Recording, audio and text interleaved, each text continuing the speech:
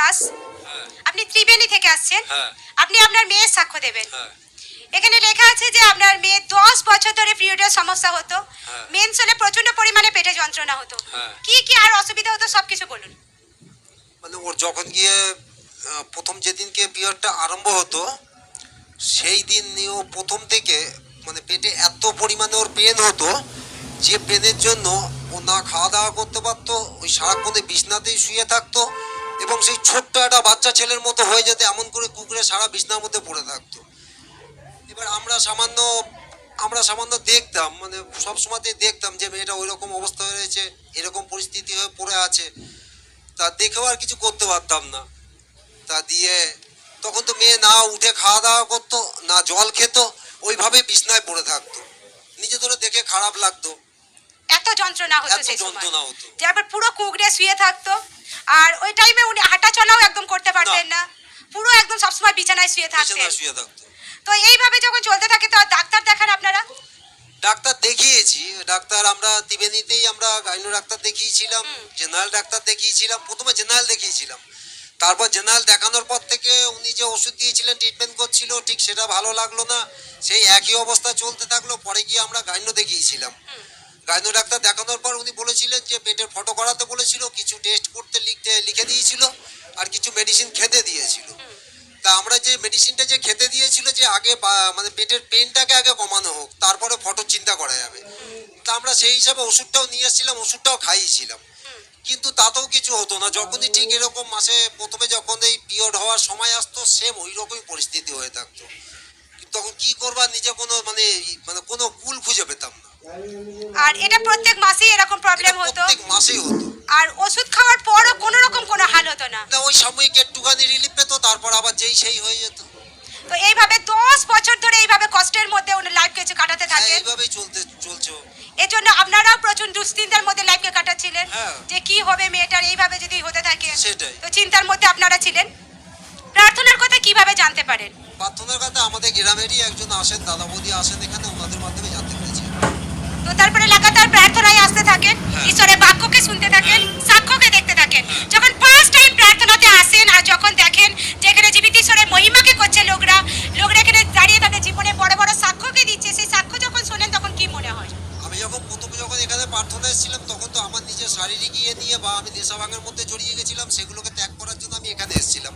তাই এখানে এসে যখন দেখলাম নানা রকম রোগ ব্যাধির জন্য, নেশার জন্য যারা সাক্ষ্য দিচ্ছে তারা সুস্থ হয়েছে, তখন আমার দেখে ভালো লাগলো যে সবাই যখন সুস্থ হচ্ছে তাহলে আমি যখন এখানে আসছি তাহলে আমিও নিশ্চয়ই একদিন সুস্থ হয়ে যাবো।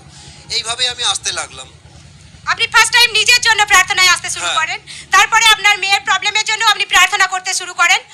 আর ঈশ্বরের দাস যখন রোগে দুষ্ট আত্মার জন্য ফায়ার প্রার্থনাকে করতেন, সেই ফায়ার প্রার্থনাকে আপনি বিশ্বাসের সহিত গ্রহণ করতে থাকেন, আপনার মেয়ের জন্য আপনি রিসিভ করতে থাকেন। আর একদিন আপনি প্রার্থনায় আসেন আর আপনিও দেখে আসেন যে আপনার মেয়ের সেম প্রবলেম হচ্ছে, যে আজকে পিরিয়ড হয়েছে আর প্রচন্ড পরিমাণে যন্ত্রণা হচ্ছে। আর আপনি সেদিন প্রার্থনাতে আসেন আর ঈশ্বরের দাস যখন সেদিনকে ফায়ার প্রার্থনাকে করছিলেন, সেই ফায়ার প্রার্থনাকে আপনি বিশ্বাসের সহিত রিসিভ করেন। তারপরে কি হয় বলুন? তারপর আমি যখন প্রার্থনা দিয়ে, রোববার ছিল, প্রার্থনা দিয়ে আমি যখন বাড়ি যাই, তা বাড়ি গিয়ে আমি যখন গেলাম ঘরে ঢুকলাম, ঘরে ঢোকার পর দেখছি মেয়ে পুরো সুস্থ, মেয়ের আর কোনো পেটে যন্ত্রণা নেই, মেয়ে পুরো একদম ফ্রি হয়ে গেছে। জোরসে মহিমা জীবিত ঈশ্বরের বড় আশীর্বাদের জন্য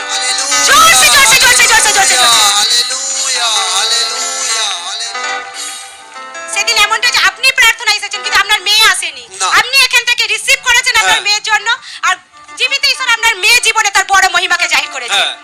এখন কতদিন হচ্ছে আপনার মেয়ে সম্পূর্ণ সুস্থ আছে? আজকে প্রায় 6 মাস হয়ে গেছে। এখন যে ওর প্রত্যেক মাসে যে ওর মানে পিরিয়ড যে হয়, তাই এত যন্ত্রণাও তো আমরা তো দেখতাম। তো এখন আমি ওর মাকে জিজ্ঞাসা করি যে কি গো, মেয়ের এ মাসে কি পিরিয়ড হয়নি? বলছে হ্যাঁ হয়েছে, হয়ে কবে ঠিক হয়ে গেছে। মানে ওর এখন যে আগের সমস্যা হতো, এখন আর কোনো সমস্যা নেই। আমি মানে বাড়ি ঘরের মধ্যে থাকি কিন্তু আমি কিছু টের পাই না। জোরসে মহিমা জীবিত ঈশ্বরের বড় আশীর্বাদের জন্য জোরসে মহিমা। হালেলুয়া, জয় যিশু। সকলে ধ্যান সহকারে শুনবো। ইনি বলছেন 10 বছর ধরে ইনার মেয়ের পিরিয়ডের সমস্যা হতো। যখনই উনার মেয়ের মেন্স হতো তো প্রচন্ড পরিমাণে যন্ত্রণা হতো, এতটাই যন্ত্রণা হতো যে মেয়েটা পুরো কুঁকড়ে শুয়ে থাকতো। সেই সময় খাওয়া দাওয়া, এমনকি উনার বাবা বলছেন যে জল পর্যন্ত খেতে পারতো না। আর এত পেটে যন্ত্রণা হতো, পুরো একদম কুঁকড়ে জড়ো হয়ে পুরো শুয়ে থাকতো, হাঁটা